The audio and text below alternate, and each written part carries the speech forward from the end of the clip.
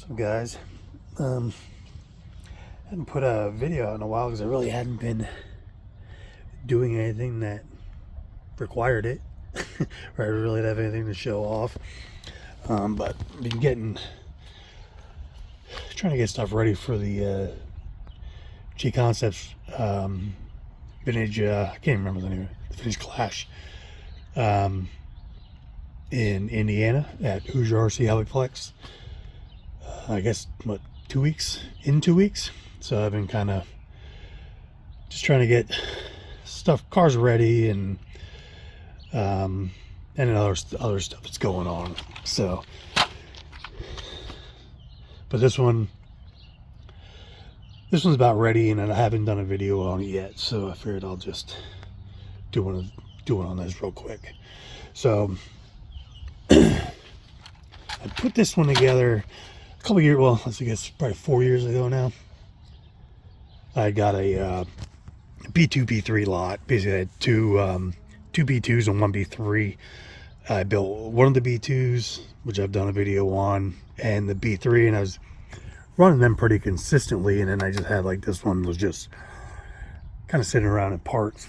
And then we had a vintage race at Mimi's place, the track in Maryland, and I didn't want to run the B2 that I already had built because it worked so good at the vintage race in North Carolina at World of RC.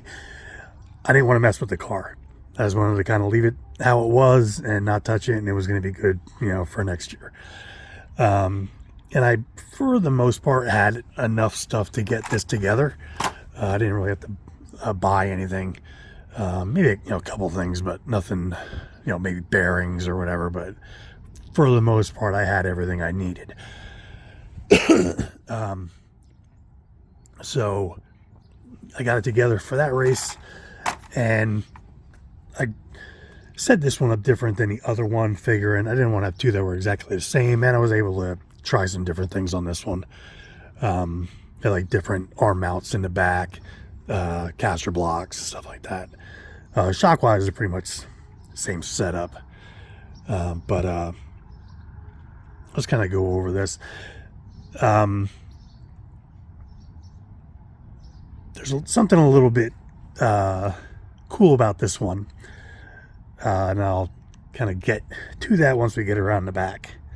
But get the body off for now.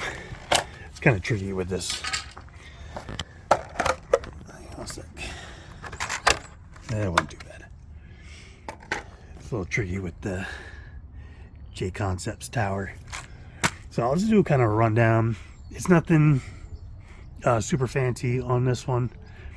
I've run it a couple times at like Insanity on the dirt, on the looser dirt with double D's, stuff like that, and it works pretty good, but not, it works pretty good, but not quite as good as the other one. And I was kind of hoping that this one would work better on like the glue tracks, more of the high bite stuff.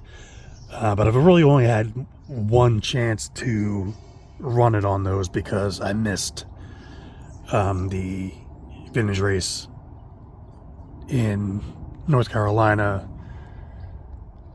this past January, because I wanted to take it and try it on that. And I wasn't really planning on running this one at in Indiana coming up, but it's just kind of turned into that. So I'll just kind of go front to back what's all going on with it, and then most of the goodies on this one are in the back. So as the front end's basically stock. I even got the original arms. I do have a set of Nick Divitto's the Moto-Obscura molded arms, but I have a lot of these, so it's like if they break, I have plenty of spares. Jconcepts front tower, Protect servo. I don't know which one that is. It's like the 160. I don't remember what it is. Like the 160T or something like that. New Jconcepts thumb screws, RS 2, I believe, spec. Nothing else really fancy, but in the back, here's where the fun part is. So, for those that you don't know, or for those of you that don't know, as far as I know, when the 95 Worlds was coming up, the IFMAR Worlds, they're going to debut the B2, but the new 240 Trans wasn't ready yet. So they just used the regular 225 Stealth in it with a lower plate, different than what the production one was, and that top brace that attached where the trans brace would attach on the 240. So no one had really, surprisingly, no one had really kind of tackled this to make like a replica, or for guys to be able to make replicas. And I was talking with Nick Divitto about something. We were talking about another project that he's doing at the end of the day, he's doing all the work. He says we're just kind of going back and forth about, some stuff for it, and I'll like test fit some stuff, which is basically how this was too. But we were talking about that other idea, and I had said to him, I was like, do you want another project? And he's like, what do you got? And I said, well, I was like, what about the brace, the trans brace for the Stealth and the B2? And he said that he had actually thought about doing that before, and I believe he had kind of done like a rough drawing of it. So he's like, I'm gonna look into that a little bit more and print one up and send it to you. So he did, and it got the ball rolling a bit more. And I showed it to Jason Rona, Jconcepts and stuff, and he built a lot of the original B2 prototypes before the race.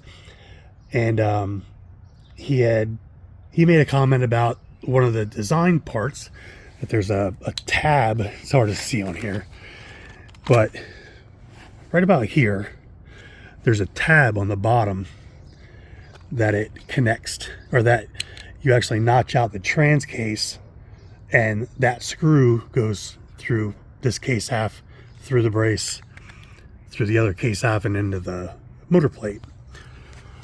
And we didn't know anything about that because there's not really a whole lot of those floating around. There's not a whole lot of original pictures of them, or especially upside down. And I knew that Brad Relfs still had his from the World. So I messaged him, I was talking with him, and he sent me a picture of it. And they relayed that to Nick, and then he drew it up. I think he drew one up quick and made one. And he sent one to Brad so he could try on his real car. And then he did some like kind of little bit of drawing and stuff like that to kind of dial it in a little bit closer. And so that's basically where it's at now. I'm not totally sure if it's the final product. It fits. But we're gonna test them out at the Jconcepts race. Nick has one that he built that he's gonna run, and I'm gonna run this one. So like I said, I brought my old setup in case anybody doesn't really know what a B2 B3 looks like, but this is a 240 trans, the production trans with the trans brace, attaches there through the shock tower and the chassis there. Obviously the motor plate's different. They modified original 225 motor plates to fit with the new lower plate. And the lower plate, unlike the production one, that was beat up. See, it doesn't have the cutout for the transmission to drop down, since the B2, the production one, has a larger diff gear. So they open up the bottom of the chassis there to allow room for the diff gear and keep the same outdrive height.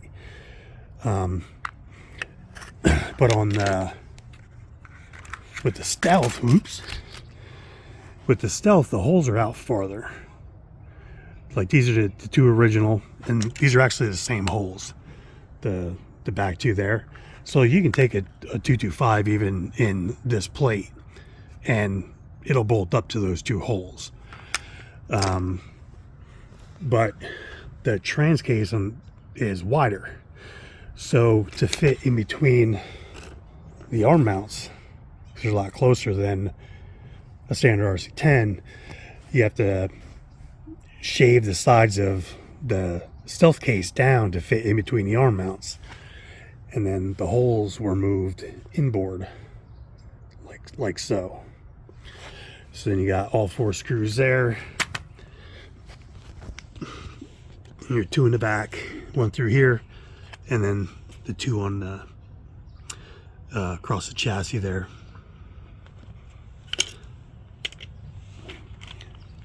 And then it has the standard RC10, and that's a period gear cover. It has the standard RC10 or standard 225 clutch in it, the small one. I didn't upgrade it because I'm trying to keep it somewhat original, or how it would have been. I was kind of hoping to build a whole car around this setup, but just running out of time, and I don't have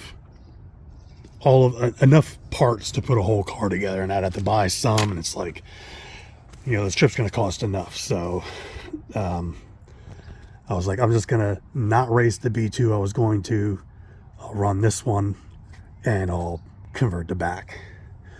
So that's what we did. I took it for a little blast down the road out front here, just make sure the diff was kind of working okay.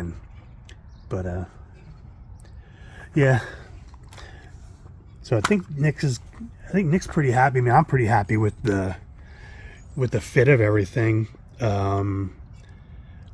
Eventually they are going to be available, the lower plates and the trans braces, but you're gonna have to, it's not gonna be no bolt-in thing.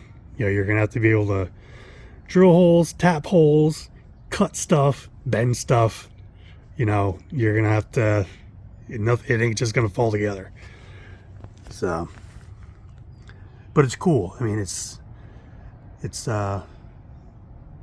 cool to have one, even though it's not a real one. It's cool to have it sitting there and in the car, and it works. So we'll see how it is on the, we'll see how it does on the track in a couple weeks. So like I said, we'll be able to get them eventually. I don't know if he's going to put them up prior to the race, or if we're going to do a little testing first, but I really don't. I mean, the plate fits great and everything, because you got to alter the motor plate to fit. You basically got to flatten it out where they typically have a little bit of a curve. You got to flatten it out. You can kind of see where it's stretched through the holes there. The anode's cracked. Flatten that out. And you also have to, it's kind of hard to see, but that inner ball stud there, you actually have to notch the motor plate there so you can get clearance at the motor plate for the ball cup. But other than that, yeah, then you gotta shorten, flatten that out. I think I cut like, I don't know, it wasn't quite a 1/4 inch, I think. Maybe it was a 1/4 inch or so. I cut off the end of the motor plate and then drill and tap the new holes. You see, it's different than the the B2 or the B2 B3 one where the motor plate actually goes on the outside of the chassis plate. This one goes on the back side of it, or front side of it. So yeah, it's pretty cool. I'll add some pictures of Matt Francis won with his, so there's quite a few pictures of original ones out there, so I'll add a couple pictures to the end for some that would like to see or haven't seen what an original one looks like. So that's it for now. Hopefully I do good. See you later.